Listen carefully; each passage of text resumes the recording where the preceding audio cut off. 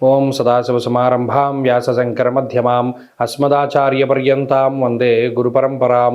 జ్యోతిష్ శాస్త్రాన్ని భావితరాల వారికి ప్రసాదించిన ఋషుల యొక్క పాదపద్మాలకి నమస్కారం చేసుకుంటూ, అలాగే నాకు ఈ జ్యోతిష విద్యను నేర్పిన గురువర్యులు జ్యోతిష బ్రహ్మ కీర్తిశేషులు శ్రీ ఈరంకి సూర్యనారాయణమూర్తి గారు, సూర్యశ్రీ దైవజ్ఞ గారి యొక్క పాదపద్మాలకి నమస్కారం చేసుకుంటూ, ఓం శ్రీ మహాగణాధిపతి నమః, శ్రీ గురుభ్యో నమః, హరి ఓం.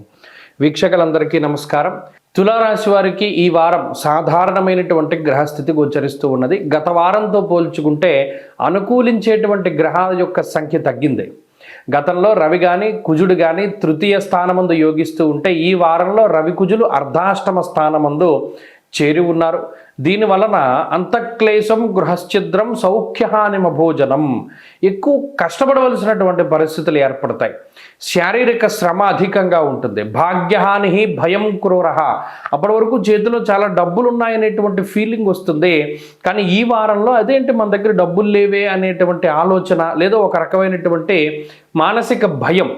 మన దగ్గర డబ్బు ఉన్నప్పుడు చాలా ధైర్యంగా ఉండేది, ఇప్పుడు లేదు కదా అనేటువంటి ఒక భయం కూడా ఈ రాశి వారికి ఉంటుంది. అంటే ఇది ఏమిటి? ఎక్కువ ఖర్చు ఏదో ఒక విషయానికి, కొన్ని మంచి విషయాలకి, కొన్ని అనవసరమైనటువంటి వాటికి ధనాన్ని ఖర్చు పెట్టేటువంటి పరిస్థితులు ఈ రాశి వారిలో ప్రధానంగా ఉన్నాయి. అయితే ఇక్కడ గమనించవలసింది ఏంటి అంటే, గురుని యొక్క బలం ఉన్నది, శుక్ర బలం ఉన్నది, బుధ బలం ఉన్నది, చంద్రబలం ఉన్నది, శని బలం ఉన్నది. యోగించేటువంటి గ్రహాలు అద్భుతంగా ఉన్నాయి. అందువల్ల ఇబ్బంది తెలియదు. ధనం వస్తుంది, వచ్చినటువంటి దానిలోంచి ఖర్చు అవుతుంది. కానీ గతంతో పోల్చుకుంటే ఖర్చు పెరిగింది అనేటువంటి విషయాన్ని తెలియనివ్వదు ఈ గ్రహస్థితి. స్లోగా పెంచుకుంటూ వెళుతుంది ఖర్చుని. ఇక్కడ ఆదాయ మార్గాలు, ఆదాయ వనరులను ఏర్పాటు చేసేటువంటి గ్రహాలు బాగున్నాయి కాబట్టి ఈ ఖర్చు మీకు తెలియదు.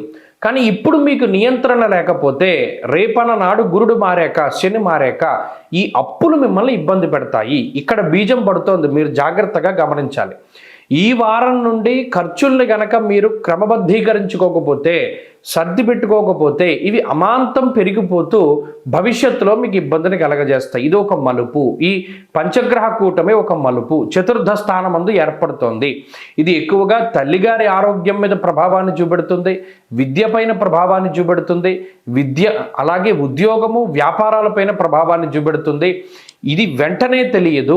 రాబోయేటువంటి కాలంలో ఈ మార్పు ద్వారా మీకు ఎదురయ్యేటువంటి పరిణామాల నుండి మిమ్మల్ని మీరు కాపాడుకోవడానికి కంప్లీట్ మానిటరింగ్ ఉండాలి. చదువులో అశ్రద్ధ పనికిరాదు. అబ్బాయి మనం అన్ని ప్రశ్నలు చదివాం, ఇది ఒకటే వదిలేద్దాం, ఇది రేపు చదువుదామని వదిలేస్తారు. ఈ ఒకటి చదివిందే రేపు పరీక్షల్లో వస్తుంది. ఇదే బీజము. అందుకనే చెప్తున్నాను, ఈ వారం లగాయితూ ఏది వాయిదా వేసుకోకండి, మానిటరింగ్ చేసుకోండి. మీ మీద మీకు ఉన్నటువంటి సెల్ఫ్ కాన్ఫిడెన్స్ని ఓవర్ కాన్ఫిడెన్స్గా మీరు మార్చకండి. ఇంకా వినయంగా ఉండడానికి ప్రయత్నం చేయండి.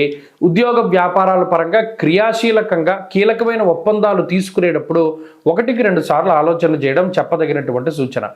ఈ వారంలో మరిన్ని శుభ ఫలితాలను పొందడానికి తులారాశి వారు ఎక్కువగా గణపతి ఆరాధన చేస్తూ ఉండడం చెప్పదగినటువంటి సూచన. ఈ వారంలో కలిసి వచ్చేటువంటి రోజు శుక్రవారంగా చెప్పవచ్చును. అదృష్ట సంఖ్య 4, అదృష్ట వర్ణము తెలుపు. తదుపరి వృశ్చిక రాశి.